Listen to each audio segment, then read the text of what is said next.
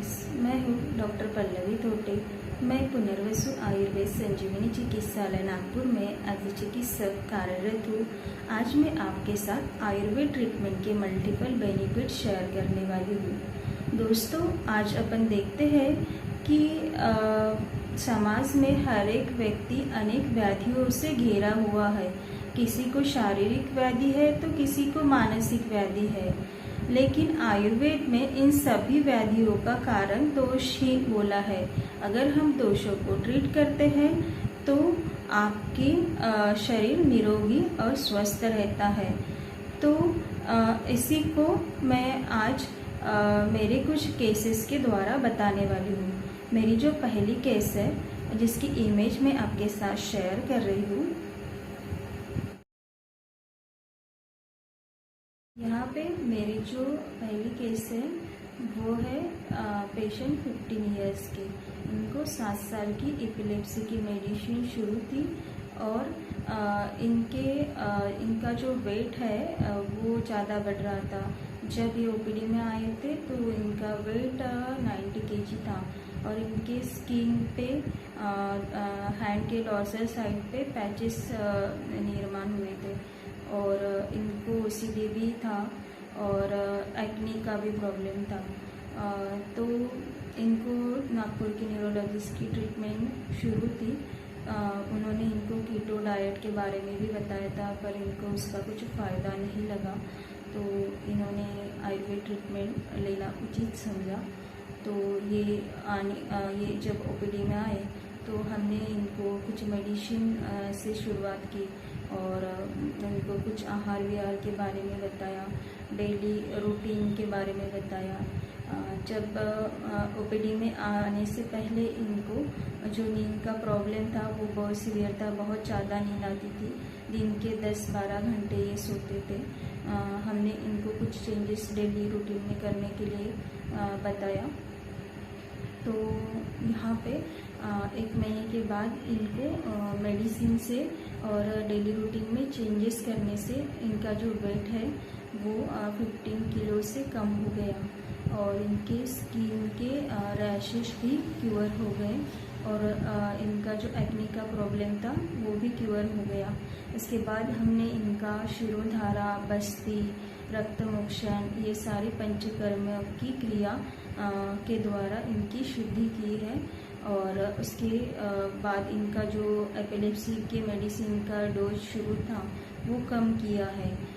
दोस्तों, ये जो एपिलेप्सी की मेडिसिन होती है ये एकदम से बंद नहीं कर सकते हैं क्योंकि इसके विड्रॉवल इफेक्ट आते हैं। इसलिए हमने इनकी जो एपिलेप्सी की और OCD की मेडिसिन थी उनके डोजेस काफ़ी कम किए हैं। तो इस प्रकार अभी इनका जो वज़न है वो ट्रीटमेंट के बाद 74 kg है और ये अभी काफ़ी स्वस्थ है। अभी ये पेशेंट आयुर्वेद का सक्सेस है कि ये मतलब अच्छे से 10-12 घंटे पढ़ाई भी कर सकते हैं और अच्छे से इनका रूटीन शुरू हुआ है, नॉर्मल लाइफ जी रहे हैं। मेरी जो दूसरी केस है उनकी जो इमेज है वो मैं आपके साथ शेयर कर रही हूँ।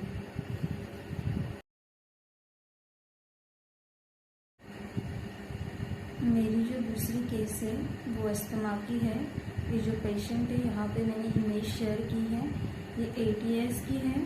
इनको 5 साल से अस्थमा की तकलीफ हो रही थी, सांस लेने में दिक्कत होना, बुखार आना, स्किन पे रैशेस होना, कान में दर्द होना, हेडेक होना, जी मचलना, ये सारी इनको तकलीफ़ें थी। इनको बार बार एडमिट करना पड़ता था। इनका निमोनिया करके डायग्नोसिस होता था और इनकी ग्रोथ भी अच्छे से नहीं हो रही थी। तो हमने हमारे पास आने के बाद इनको मेडिसिन से शुरुआत की है और इनको खाने पीने के जो पथ्य है वो बताए हैं और कुछ जो चीज़ें हैं डेली रूटीन में वो चेंज करने के लिए बताया है। तो 2 से 3 महीने के बाद इनकी सारी कंप्लेंट बंद हो गई और इनको सांस लगना, ये जो पूरी कंप्लेंट थी इसके लिए इनको जो इनहेलर रोटा कैप वगैरह शुरू थे वो सब बंद हो गए और इनका जो ग्रोथ है वो भी अच्छे से हो गया और 7 से 8 महीने में इनका जो ग्रोथ है आप इमेज में देख सकते हैं कितने अच्छी तरह से हुआ है।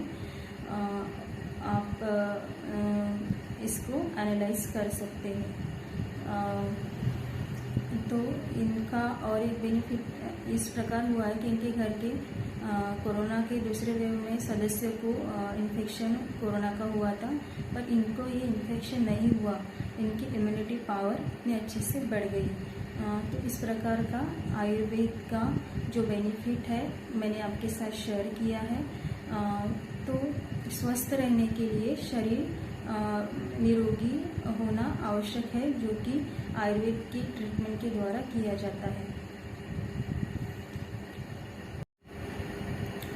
मेरे पास और भी बहुत कुछ पेशेंट है जो अच्छे से ट्रीट हुए हैं, जिनको एसिडिटी, माइग्रेन, वेट लॉस था, IBS, डिप्रेशन और वेट लॉस था, PCOD, वेट लॉस और डिप्रेशन था। ऐसे कई प्रकार के जो कॉम्प्लिकेशन के पेशेंट हैं वो पूरे अच्छे तरह से ट्रीट हुए हैं। तो आयुर्वेद में जो दोषों का कंसेप्ट बताया है उस माध्यम से अगर अपन आयुर्वेद की ट्रीटमेंट लेते हैं तो शरीर पूरी तरह से स्वस्थ होता है। आयुर्वेद में ट्रीटमेंट लेने के लिए अगर आप आते हैं तो आपने पथ्य का जो पालन है वो अच्छे से करना चाहिए, और जो बीमारी है आपको अलग अलग प्रकार की उसका स्थान के हिसाब से या फिर आपको कितने समय से वो बीमारी है इस हिसाब से टाइम थोड़ा कम ज़्यादा लग सकता है। तो आपने अच्छे से फॉलो डॉक्टर को देना चाहिए। और एक बात है कि अगर आप कम अगर दोषों का प्रकोप है, यानी बीमारी अगर कम मात्रा में है, तो आप अच्छे से जल्दी क्योर हो सकते हैं। आपके जो शरीर में कॉम्प्लिकेशन होते हैं वो उनको आप टाल सकते हैं, क्योंकि ज़्यादा समय होने के बाद जो प्रकोपित दोष है, बीमारी निर्माण करने वाले, वो शरीर के अनेक भागों में रुककर वहाँ के अनेक व्याधि निर्माण करते हैं। इसलिए शरीर जो है वो व्याधियों से पीड़ित बन जाता है। इसलिए अगर आपको थोड़ी सी भी तकलीफ है तो आप नज़दीकी आयुर्वेद फिजिशियन को दिखाइए और अच्छे से क्योर हो जाइए। और दूसरी बात ये है कि अगर आपको बीमारी न उत्पन्न हो, इसके लिए आपको क्या करना है।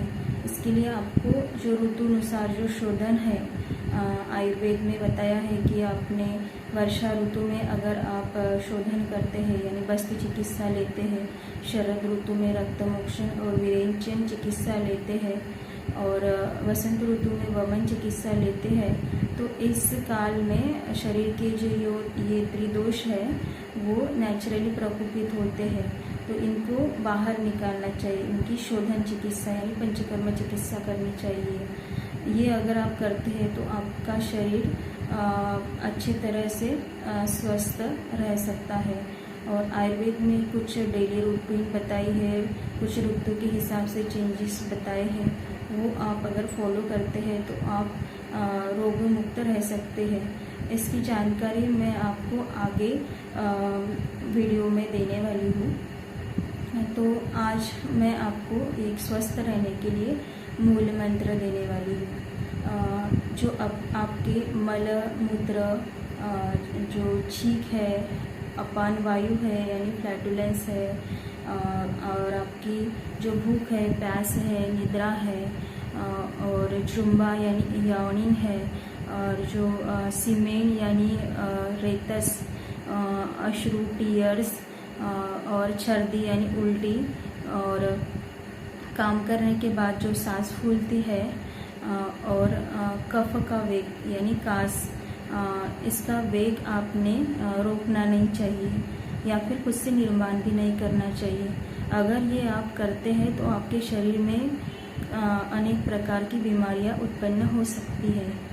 और दूसरी चीज़ यह है कि क्रोध, काम, लोभ, मोह, माया, ईर्ष्या, ये जो आपके मन में निर्माण होते हैं, इनको आपने रोकना चाहिए, तो आप स्वस्थ रह सकते हैं।